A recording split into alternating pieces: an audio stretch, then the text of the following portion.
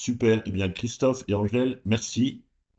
Merci d'être là tous les deux. Du coup, généralement, je fais des entretiens avec une personne. Là, aujourd'hui, on double.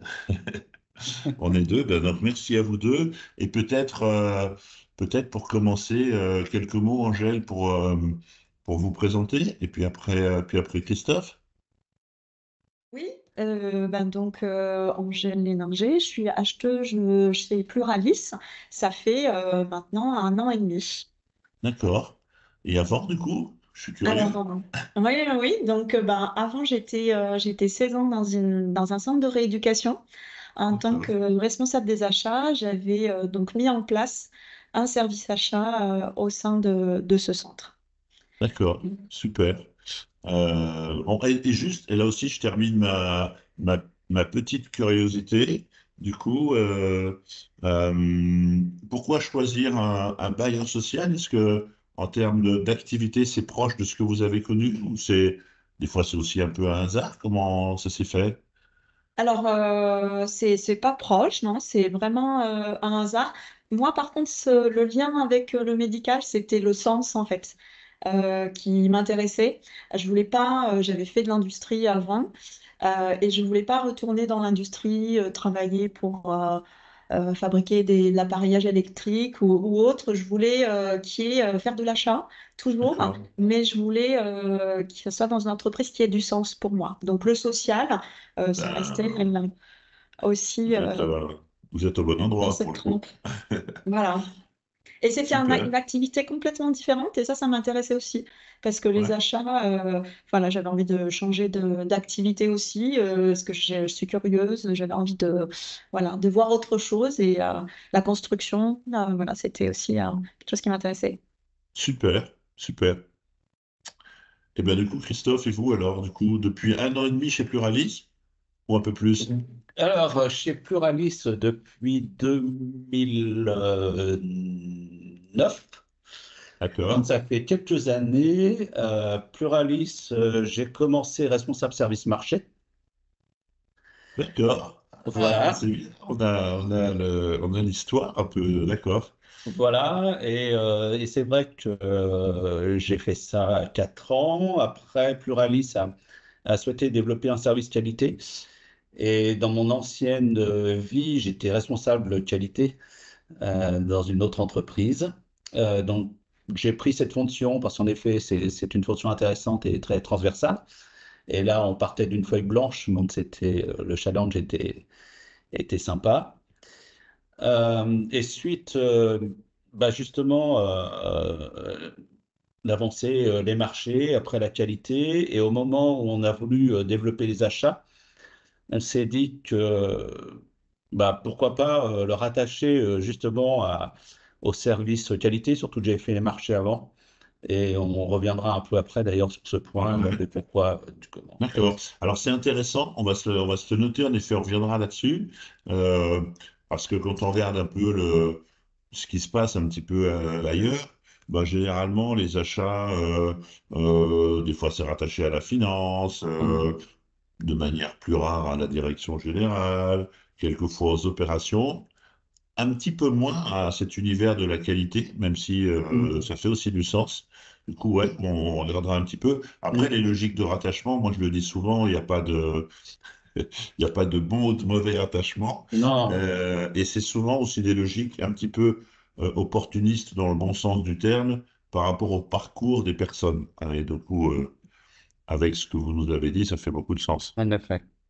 Du coup, alors, on a déjà dit, déjà on voit le beau logo de Pluralis, et puis on a dit secteur social, mais du coup, et puis on voit des montagnes aussi derrière vous. Donc du coup, allez, parlez-nous un peu de Pluralis. Du coup, Pluralis, qu'est-ce que c'est et Donc, qu'est-ce que vous y faites? Pluralis, donc on a un bailleur social, donc principalement sur le département de l'Isère. On a un peu de patrimoine sur la Drôme et très peu sur la Savoie, c'est vraiment un limitrophe. Donc le but, en effet, c'est accompagner nos locataires issus du parc social et les accompagner pendant toute leur durée de vie chez nous. Donc ça peut être du locataire à l'accession sociale, parce qu'on fait aussi de l'accession sociale. Et puis, on a aujourd'hui plus de 13 000 logements, en fait. Et quand on dit accompagner les locataires dans le logement social, on fait aussi du syndic social D'accord. avec notre branche au foyer d'Isère. Et on est aussi certifié CALI-SR, justement, pour accompagner aussi toutes les copropriétés en difficulté pour retrouver des financements, pour les aider à faire les travaux, etc. Ok. Et Pluralis, du coup, comme beaucoup de bailleurs, vous faites partie également d'un groupe plus large au niveau Alors oui, tout national. à fait. Au niveau national, donc on fait partie de Procivis. D'accord. Euh, voilà, au sein de l'Isère, on est à peu près 240 salariés. Ok. Euh, Et il y a des chiffres du coup, autour des dépenses. Comment ça, c'est quoi? C'est un budget de dépenses dont vous avez la donnée à peu près. Alors, en sachant que j'imagine entre l'exploitation et quelquefois l'investissement, ben, il y a un peu des variations ou sur les marchés peut-être. alors on est très attaché au budget entretien de notre parc, malgré la crise et malgré les, tout ce qui peut arriver sur la diminution des subventions ou ce qu'on peut prélever sur le logement social. La direction a toujours souhaité maintenir un niveau élevé sur l'entretien et la réhabilitation du patrimoine. Le chiffre exact, je ne l'ai pas ici, mais rien qu'en entretien courant sur nos logements, on est autour de 6 millions sur l'entretien courant. D'accord. Voilà. Et j'ai pas les chiffres sur la réhabilitation. Ok. Mais c'est Et du toujours coup, des sommes très importantes. Ouais. ouais, ouais, ouais. Et si on revient un petit peu aussi à Pluralis, son métier et le secteur dont on entend souvent beaucoup parler, hein, on sait que le Mhm. logement social, c'est une thématique importante aussi pour tous les citoyens que nous sommes. Du coup, il y a des challenges particuliers au niveau de l'entreprise ou une stratégie, hein. On sait qu'il y a quelques années, il y a eu cette loi Elan qui a aussi un peu refaçonné le paysage du logement social. Est-ce que là, chez Pluralis, dans les 2, 3 prochaines années, il y a vraiment des thématiques stratégiques qui sont importantes à relever? Nous, la thématique aussi au niveau stratégique, c'est déjà tout ce qui est réhabilitation et ramener tous nos logements à des étiquettes énergétiques, je vais dire correctes. Ouais, ouais, Donc, ouais. de gros efforts sur les réhabilitations. En effet, tout ce qui est F, G, etc., ça doit disparaître. Donc, on est en train de remonter toutes nos étiquettes. On a de gros programmes. On a aussi des gros projets de réhabilitation de quartiers aussi, avec des nombres importants de logements, où là, on a aussi des quartiers qu'on a achetés par moment à des privés. Donc là, on est sur plus de 10 ans de travaux. On a réhabilité plus de 320 logements, en fait. Ça, c'était un privé qui avait ça sur Saint-Martin-d'Air. Et donc, on a de grosses opérations de réhabilitation de quartiers sur D'accord. en effet, des résidences un peu plus anciennes. Ok, ok. Et puis derrière, les challenges, en effet, sur les prochaines années, on s'engage vraiment dans une stratégie RSE. Au niveau de la RSE, on s'était engagé là-dedans il y a une dizaine d'années, une petite dizaine d'années, D'accord. où c'était plus sur des indicateurs auxquels on répondait. Et là, on est vraiment en train d'engager la société et même le groupe, parce que, comme je disais, on a du syndic, on a aussi le logement social, on a une branche aussi, tout ce qui est accession privée, euh, et aussi du très social, avec un toit pour tous. Là, on engage tout le monde dans une démarche stratégique au niveau de la RSE. C'est vraiment quelle est notre action, notre impact sur l'environnement et ce qui nous entoure. Et puis, au niveau des services, on s'engage là aussi cette année dans Kelly HLM. D'accord. Et le prochain projet aussi qu'on lance, c'est aussi tout ce qui est les entreprises, notre rapport avec les entreprises, tout le partenariat qu'on a avec les entreprises. Donc, on change notre point de vue. On veut plus être seulement un donneur d'ordre, mais être aussi un partenaire avec les entreprises. Super. Bah, ça fait un lien idéal pour Angèle, du coup, parlez-nous un peu, du coup, alors on a vu un peu pluralisme, changement social, les enjeux, cette transition que vous êtes en train de vivre comme nous tous, mais vous, vous avez un patrimoine existant, donc du coup, il faut le transformer. C'est pas simple, on le voit bien. Du coup, Angèle, un petit peu, du coup, au niveau achat, comment ça se passe, comment c'est organisé chez Pluralis, ce métier achat? Alors, la fonction achat au sein de Pluralis, bon, ça fait 1 an et demi, donc on a commencé déjà par insuffler une culture achat au sein des chargés d'opération et autres collaborateurs, hein, que ce soit à la construction, mais aussi moyens généraux, patrimoine et autres. Donc, insuffler un peu cette culture achat avec des rencontres. Euh, des rencontres avec les services et des compréhensions des contraintes de chacun, en fait, et de D'accord. leur expliquer ce qu'étaient les achats et où est-ce qu'on voulait un peu les emmener.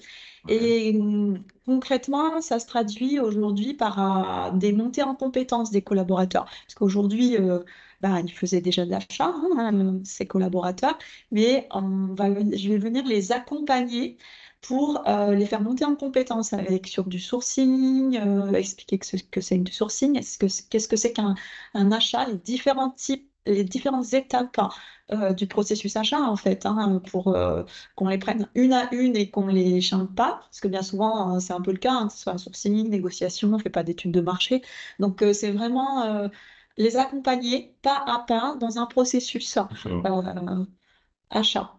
Donc Donc ça, c'est avec un des point, formations. Mhm. pardon, c'est un point important que vous citez. Vous avez employé le terme de culture achat. Et je crois Oui. que c'est déjà un premier message qu'on peut passer à ceux qui vont voir cette vidéo.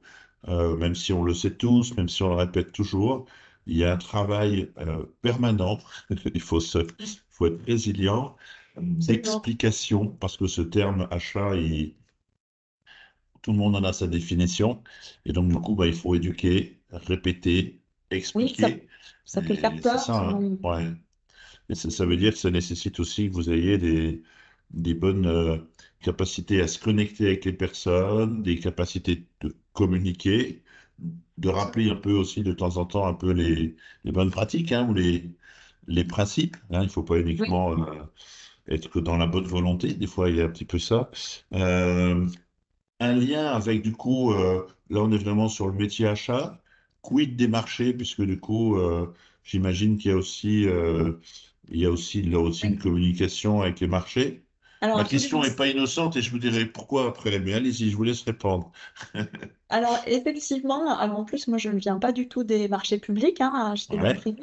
Donc en fait on a créé un véritable binôme avec la responsable des marchés qui est toute nouvelle aussi puisqu'elle est arrivée il y a moins d'1 an maintenant. Donc en fait, on travaille toujours ensemble. Donc moi, j'ai beaucoup appris sur la partie marché et moi, je l'accompagne aussi sur la partie achat. Et en fait, ce qu'on se rend compte, c'est que ce qu'elle dit souvent, c'est que c'est pas, enfin, c'est pas les marchés qui dictent et après on fait ce qu'on peut. C'est plutôt les achats. On va la voir avec un projet d'achat. Moi, j'ai des idées qui viennent du privé. Je dis, ben voilà, j'aimerais aller, je voudrais faire ça. Comment est-ce que le juridique peut m'aider à faire ça pour qu'on soit dans les clous, en fait? Et super. C'est voilà, c'est comme vraiment, ça qu'on travaille. ouais, enfin, bon, c'est une grosse conviction qu'on a aussi chez Crop Co, mais c'est super parce que ce que vous décrivez là, c'est en effet, premièrement, derrière un besoin, il y a toujours une orientation achat, hein, et Oui, c'est ce que vous dites quand vous dites, moi j'ai besoin de le faire comme ça ou comme ça, parce que vous avez en connaissance le besoin et aussi ce que peuvent vous offrir les fournisseurs. Et puis ensuite, le binôme que vous avez créé avec cette responsable des marchés, c'est de dire comment on va rendre ça possible, et c'est aussi ça. bien sûr de le sécuriser juridiquement, bien évidemment, mais Oui, surtout performant. C'est-à-dire qu'on n'est pas que dans une logique que quelquefois on rencontre encore un tout petit peu, on est plutôt une approche, ben voilà, on a fait d'autres marchés, c'est propre et voilà. Là, on a vraiment associé la dimension de la performance de l'acte d'achat et ça se traduit dans le binôme. Et pourquoi je vous c'est dis ça? ça. Parce que j'ai rencontré il y a quelque temps votre directeur général lors d'une réunion du groupe. Et en effet, quand il a fait le bilan un peu de l'opération achat, c'est le point qu'il a mis en premier. Il a dit maintenant, j'ai un binôme, c'est extraordinaire. Mhm. Toutes les deux, là, elles prennent des sujets les uns derrière les autres.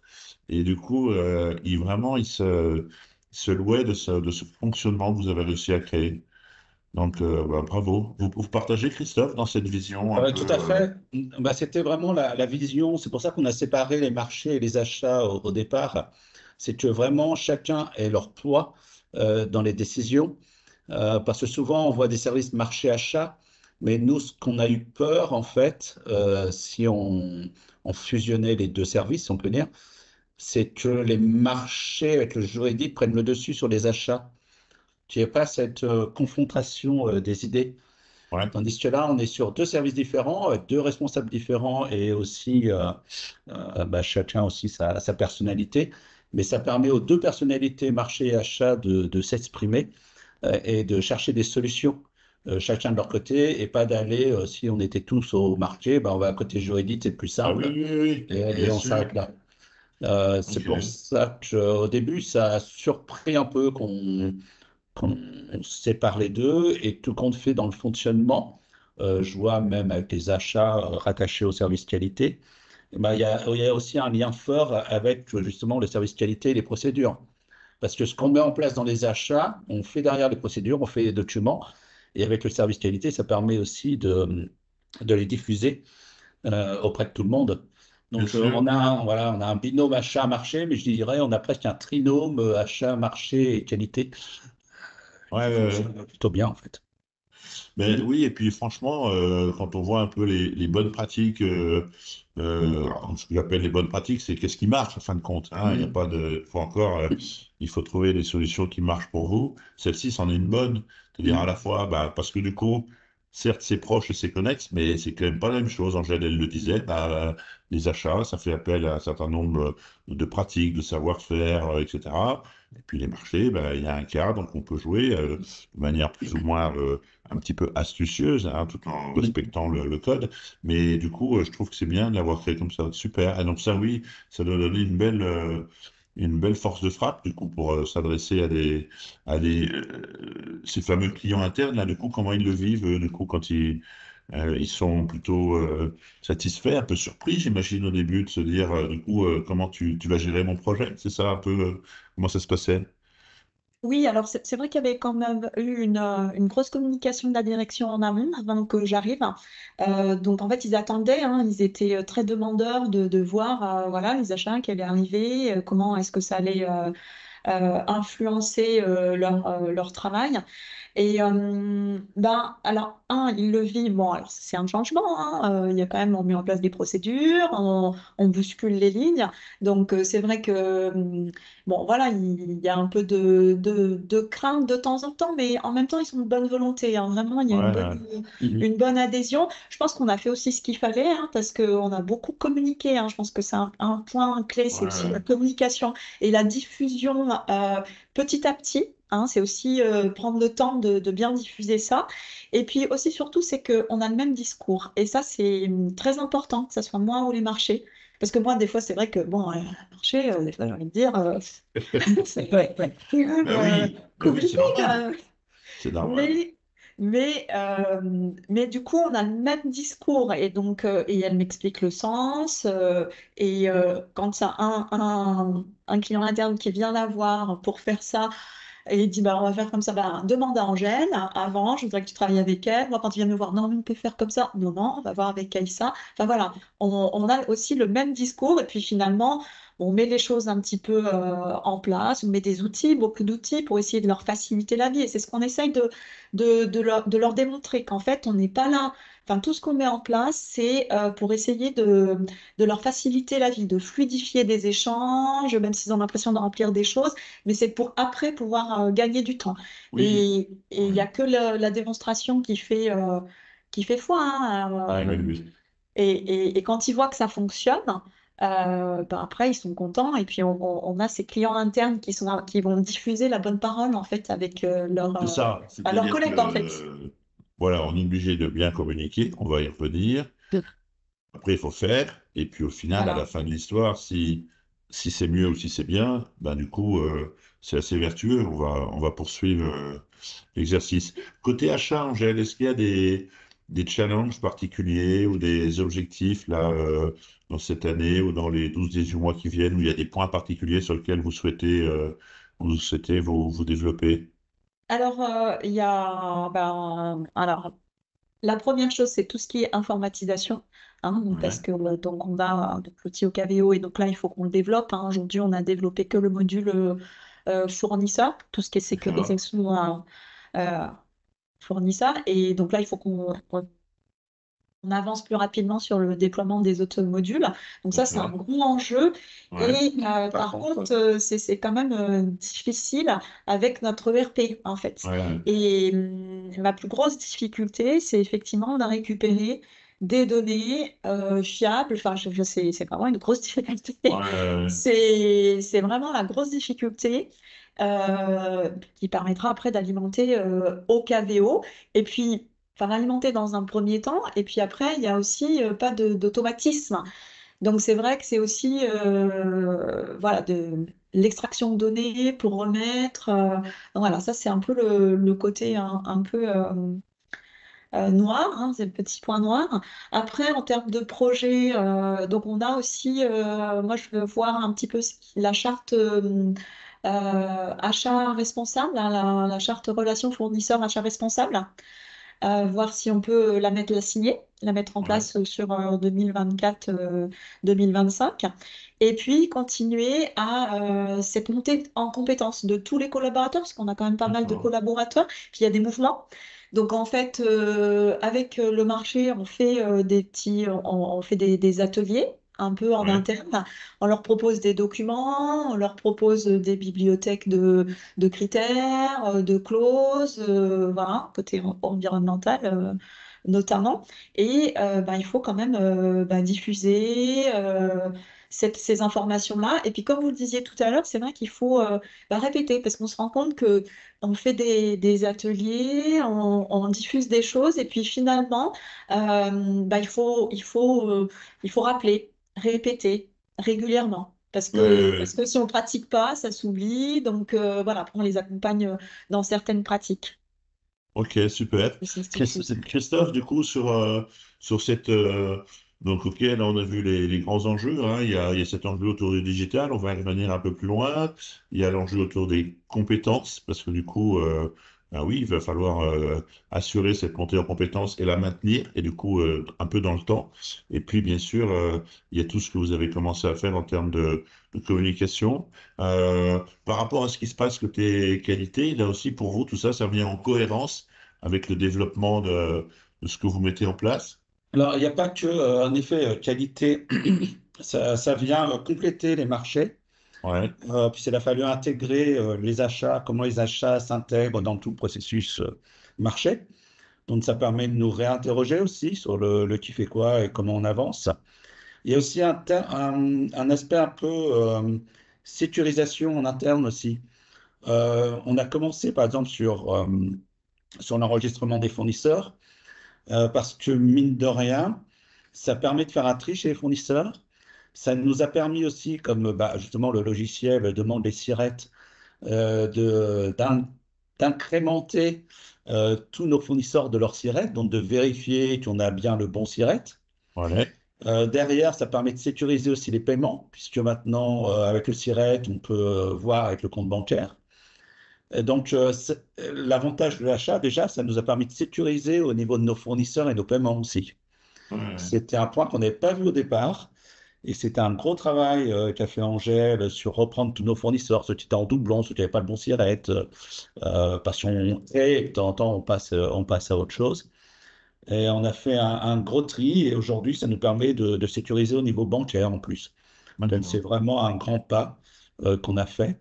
Et en plus, on a vraiment un suivi de toutes les entreprises dès qu'il y a des difficultés, dès qu'il y a des redressements judiciaires, des choses comme ça, on est tout de suite informé.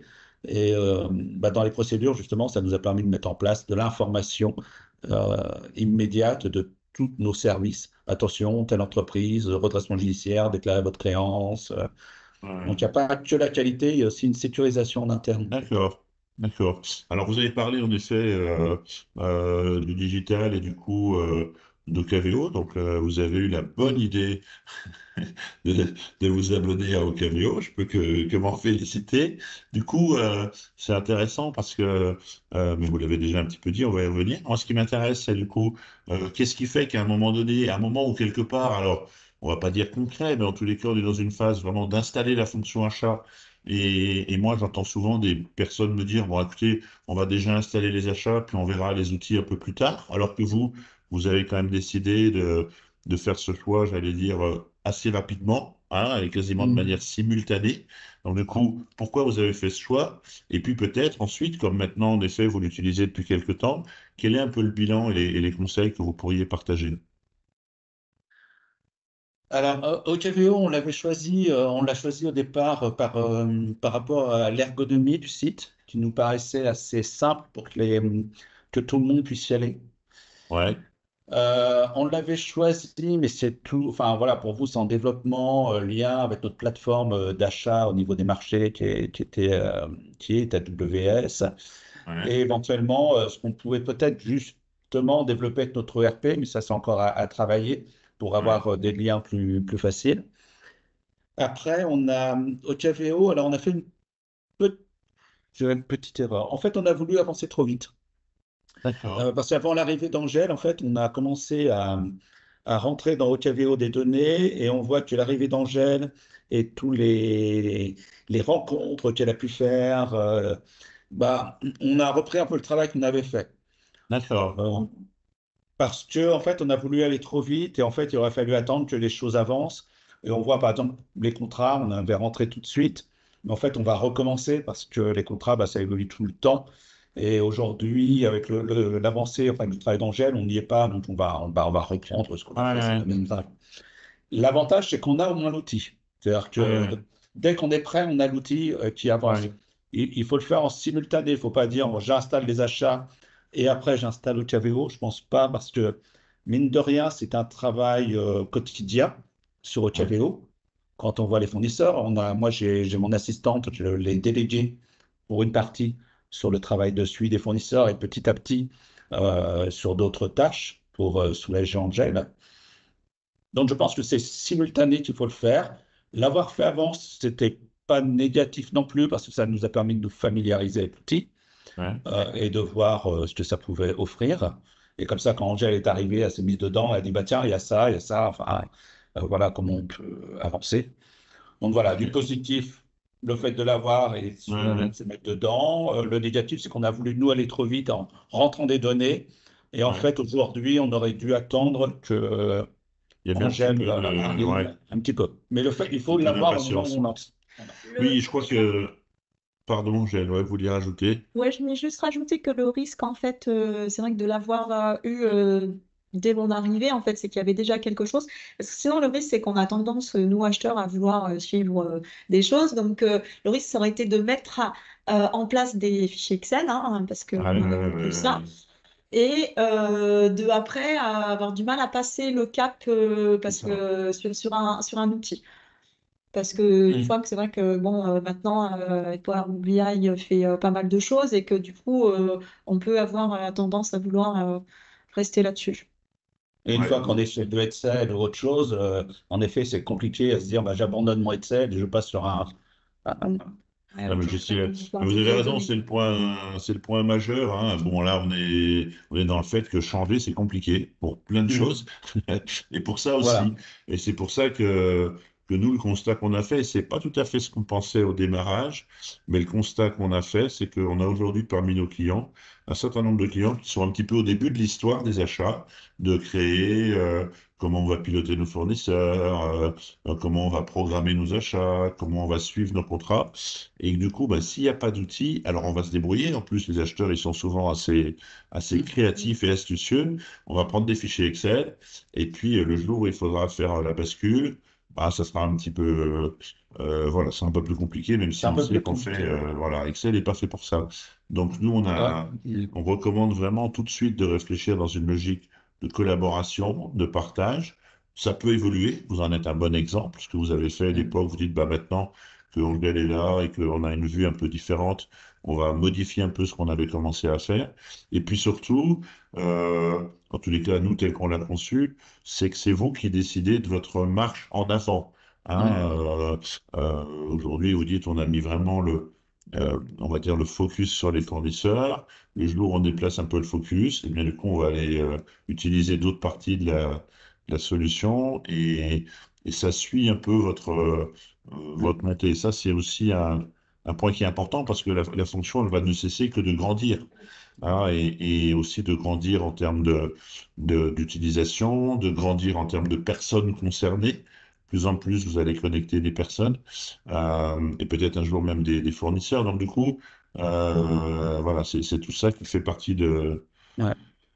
Ce de qui est votre plan. important, ouais, ce qui est important aussi, le fait d'avoir eu l'outil dès le départ, c'est qu'en effet, on a évité les Excel ou autres. Et comme on disait, avec la qualité, on écrit nos procédures. Donc, on écrit nos procédures aussi en fonction de ce que nous permet OChaveo. Ouais. Et j'allais dire, on l'impose, enfin, on l'impose. Oui, on l'impose Ouais, dans nos procédures. Tandis ouais, ouais, qu'on aurait pris autre chose, on serait parti sans OChaveo. Alors, avec les marchés, on aurait travaillé sur telle procédure, comment on fait, machin. On aurait fait des fichiers à côté. Et après, c'est pas que notre travail qui aurait été impacté par l'arrivée d'Ochaveo, c'est l'ensemble du travail, les marchés, ben, il aurait fallu revoir les procédures, qui remplit, quoi, comment. ouais, ouais, Nos clients en interne, ah ben, vous êtes gentils, déjà on remplit le tableau Excel, mais maintenant il faut qu'on remplisse dans Ochaveo. ouais, ouais. Ça a été compliqué, tandis que Oui, là, on a oui. Ochaveo et on réfléchit comment on s'organise avec le Ouais, logiciel et ouais. comment avec le marché on collabore, qu'est-ce qui remplit, qu'est-ce qui ne remplisse pas. Mais on est dès le départ, on n'est pas à avoir à Ouais, ouais. renégocier plus tard, en fait. Je partage complètement, puisque du coup, chacun a un accès aussi. Et du coup, ça permet de donner un point de repère en disant, c'est ça un petit peu, c'est comme ça qu'on voudrait travailler. Hein. Alors qu'après, si on n'est pas sur des systèmes collaboratifs, bah, chacun s'approprie un petit peu. Hein. Enfin voilà, on va pas. Ouais. On sait comment ça fonctionne. Bon, c'est super. Alors, du coup, on arrive à la fin de cet échange. L'idée, une fois encore, c'est de partager. Merci encore d'avoir pris ce temps. Moi, j'aime toujours poser la question de savoir, du coup, si vous aviez quelques conseils à partager avec des personnes qui sont en train bah, un peu comme vous dans ces projets, des fois certains dans la réflexion. Voilà. Qu'est-ce que vous partageriez comme conseil? Le premier conseil, moi je pense que c'est ce qu'on a eu, une implication forte de la direction qui a vraiment poussé le projet, qui a communiqué en amont, qui a, je vais dire plutôt fait le teasing, Ouais. créé l'attente en fait dans l'entreprise. Et ça, c'est vraiment important. Je veux dire, si on n'a pas la direction derrière, c'est compliqué. Donc, Je vous rejoins. ouais, là, on a C'est vraiment. Ouais. ouais, c'est plus qu'important. C'est-à-dire que pour, Oui, pour, euh, pour vraiment pour créer, pour faire la phase d'installation, s'il n'y a pas de DG, je crois qu'il faut, voilà, on peut faire des choses. Moi, je dis toujours, on peut faire des choses. On va essayer de mieux travailler, etc. Mais on peut pas démarrer sans un DG non. qui dit, écoutez, c'est important pour moi. Maintenant, c'est vous qui allez le mettre en œuvre. Et du coup, voilà. Et ça, je reconnais que chez vous, c'était le cas. Dès le premier jour, moi, je me souviens même de la première rencontre où il m'avait dit, moi, je sais que c'est important pour moi. Je sais pas bien comment on va mettre ça en place, mais j'en ai besoin, hein, au-delà du fait que c'est bien qu'on l'ait, c'est qu'il en ait besoin aussi dans notre organisation. Et il n'a pas lâché, hein, c'est-à-dire depuis cette première rencontre, à chaque étape où vous avez eu besoin de lui, il a été là pour supporter la démarche. Ça, c'est Oui, mais important. c'est vraiment important parce que dès le départ, en effet, on intègre les achats dans l'environnement de l'entreprise et on se dit qu'est-ce que ça va amener. Donc, il faut vraiment que la direction y croit parce qu'au départ, Ouais, c'est pas demain qu'on a tout de suite 3 millions oui, de gains, oui, quoi. oui. Ah oui, bien C'est sûr. vraiment du travail Ok, fondamental de super. fond. Premier conseil, votre DG, il Mm. doit être un sponsor. D'autres, Oui, moi je dirais prendre le temps. parce que voilà, prendre le temps de communiquer, d'expliquer, de rencontrer les gens pour justement faire cette petite diffusion. Et des fois, je me dis, c'est vrai que des fois, on a l'impression, bon, les gens écoutent, ils posent pas de questions et autres, et je me dis, bah, c'est pas grave. Même si on n'a pas eu l'impression de les avoir intéressés à l'instant T, on a semé un petit peu des petits cailloux. Et puis après, au fur et à mesure, voilà, ça fait son chemin, il y a des choses qui reviennent, on réexplique. Et puis après, ben, on démontre. On prend un exemple, on prend un dossier avec une personne qui est plutôt dans l'attente et qui est volontaire. Ouais. Et puis, voilà, avancer pas à pas. On voit que ça a fonctionné et faire un bilan aussi, pas oublier de faire des bilans pour pouvoir après ben, communiquer encore Ouais, de ouais. ce qui s'est bien passé aux autres services. Voilà. Et C'est- communiquer auprès des services, mais communiquer aussi auprès de la direction, parce que, comme on disait, le DG a une implication forte, mais il a besoin de billes aussi par rapport à son comité de direction, de dire, bah, voyez, quand même, enfin, les achats, voilà ce que ça améliore, voilà ce que ça amène. Euh, Vous avez Quand raison, on voit mais la sécurisation juridique, mine de ouais, rien, c'est important. le message d'Angèle, il est important là, parce que même nous qui accompagnons ces transformations, on essaie toujours de les rythmer. Hein, et je me souviens, on l'avait vécu ensemble, on se disant, bon alors, allez, on y va, on y va, on y va. Bon, ben ça, c'est parce que nous, on a toujours la crainte qu'ils finissent par rien se passer. Hein. Et on a quand Mm. même eu des projets. Moi, je dis, à force de faire des petits pas, on ne fait plus de pas du tout. Ça avance plus. Et la nature, voilà, on revient un peu au point de départ. Donc, nous, c'est vrai qu'on est toujours à essayer d'entraîner. Par contre, je trouve que la mise en place d'une organisation achat, on le fait sur du temps long. En effet, on le fait sur du temps long. Vous savez exactement où vous voulez être, comment vous voulez fonctionner. Cette vision, j'allais dire cible, vous l'avez. Et vous êtes clair sur ce sujet-là. Et après, c'est juste la capacité à embarquer tous ceux qui, premièrement, ben, sont pas des acheteurs comme vous, qui, eux, ont des fois des problématiques un peu différentes. Et puis, souvent, ils démarrent avec des fonctionnements différents. Donc, il va falloir installer, voilà, moi je dis souvent, dans une organisation, il y a très peu de convaincus. Il faut, il faut que vous le soyez, que votre DG le soit. Et après, bah, tous les autres, c'est des gens qui vont juste aussi raisonner en fonction de ce qu'ils vont voir. Donc, si ça marche bien, il n'y a personne qui se met en travers et qui va dire, bah non, ça marche pas bien. Non, si, ça marche bien, ce binôme entre les achats et le marché. On a traité mon besoin, on l'a sécurisé, ça s'est bien passé. Quelquefois, on a été performant économiquement. Bref, on continue. Mm. Donc, il faut avoir conscience que ça prend du temps, quoi. Voilà, hein, et c'est ça. Mais pendant ce temps, c'est ce qu'a dit Christophe, ne pas oublier de communiquer, hein, parce que sinon ça fait un effet tunnel, et du coup on peut un peu se lasser. Et donc du coup, ça prend du temps, on a la résilience, on a notre cible, mais on organise des temps de passage, hein, où on dit voilà, ça on le fait mieux, ça on l'a installé, etc. Mm. Ok. C'est ça. Quand Ah, on dit on le fait mieux, c'est aussi ça parce que il faut aussi pas forcément attendre parce que voilà, on met en place un nouveau logiciel, le module fournisseur par exemple, à un moment donné, soit on attend que tout soit nickel dans le logiciel et que on puisse lancer, nous on a fait une connexion avec e-attestation, que tout soit nickel pour pouvoir lancer, que les procédures soient faites et autres, mais à un moment donné, il faut quand même lancer un petit truc, même si c'est pas parfait. Et comme ouais. ça, on communique dessus, hein, voilà, on lance comme ça, on fait un bilan au bout de 3 mois avec les personnes concernées. Là, bah, ça fonctionne bien, on garde. Ça fonctionne moins bien, bah, on trouve une autre solution pour pouvoir adapter. Il faut aussi qu'on soit flexible et par rapport ben, aux avancées de chacun, et puis, mais qu'on y aille quand même un petit peu aussi. Alors Je ça veux c'est dire, il ne un faut pas attendre.